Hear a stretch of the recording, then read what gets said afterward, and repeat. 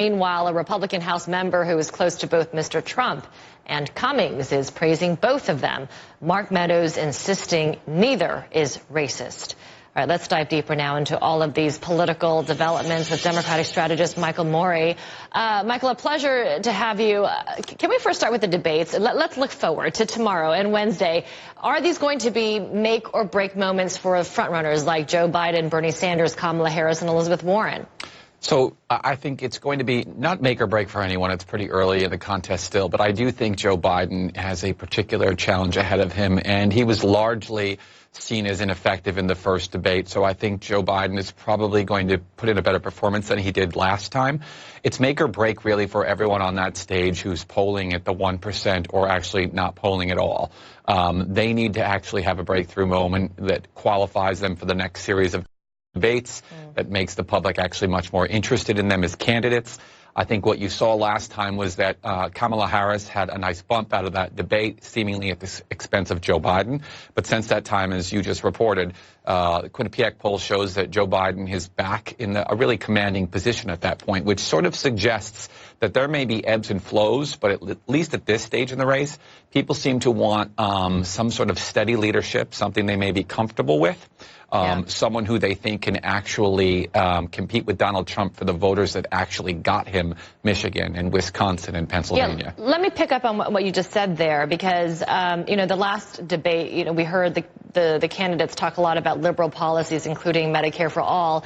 And Thomas Friedman of the New York Times, he recently wrote an opinion piece that got a lot of traction, at least online. And he was basically saying, telling Democrats, your revolution can wait. Put your liberal policies like Medicare for all, put that on hold. Let's moderate your stances and get behind someone who will get the support of independents, moderate Republicans, women. Do you agree with that strategy? Is that a winning strategy? Look, I don't think this is an either-or proposition. I think that you can have a candidate who can appeal and give some passion to the base of the party who felt largely sidelined or at least not excited by Hillary Clinton and her candidacy. I think at the same time you have people who are saying, look, objective number one is just to stop the carnage that Donald Trump has inflicted upon the country. And so what is the best way to do that? Is it that we need a stable statesman, someone who we've seen in action, someone who we think can compete with Donald Trump in the states that seem to matter? But I don't think that means that you can't have progressive policies that most Americans agree with and that most Americans, particularly Democratic voters, are going to be excited about turning out for. And I think what you've seen, if you look at the ascendance of Elizabeth Warren in particular, what you see is a real sort of climb on her part and the serious nature by which she actually attacks policy, the serious nature of which she approaches politics. That seems to be both energizing people and also saying to them, wow, here's a serious candidate. This isn't just a bomb thrower. This is someone who actually is putting it all out there, laying out what she can and can't do for America. So this idea that it has to be one or the other, I'm not convinced of. I do think, though, overall, we're going to see a much more substantial turnout of the progressive base, largely because, again, if you look at the reporting you just did, largely because people sort of assumed Donald Trump could never win the presidency. And Hillary Clinton didn't inspire necessarily the kind of passion that Bernie did. And I think that both of those problems are probably could be solved this time. What about President Trump? I mean, what do you make of him keeping up this fight with prominent lawmakers of color? I mean, is this part of his re-election strategy?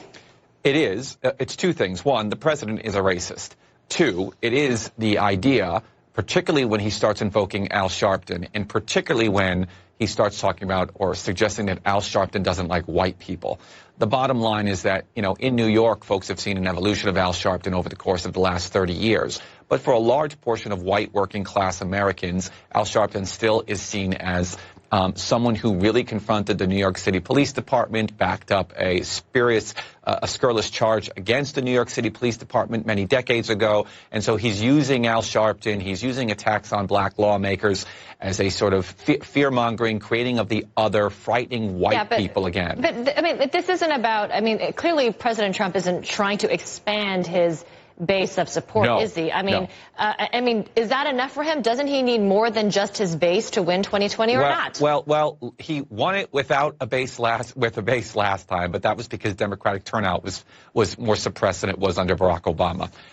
It is a interesting strategy, to say the least. It is certainly not appealing to suburban whites by any stretch of the imagination.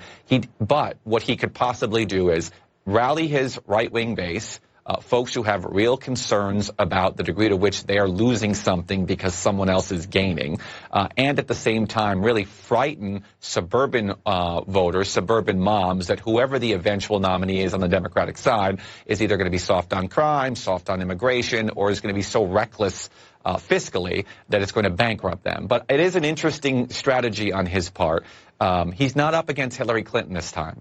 Hillary Clinton had a lot of baggage, a lot of negatives. He's not up against Hillary Clinton this time. And so it's an interesting strategy on his part. And there are going to be a lot of people who voted for Donald Trump, not because they liked Donald Trump, but they just couldn't get on board with Hillary Clinton. He's not going to have that opportunity this time. So it's a really odd strategy on his part. Really interesting analysis. Appreciate you joining us, Michael Morey. Thanks for having me. Sure thing.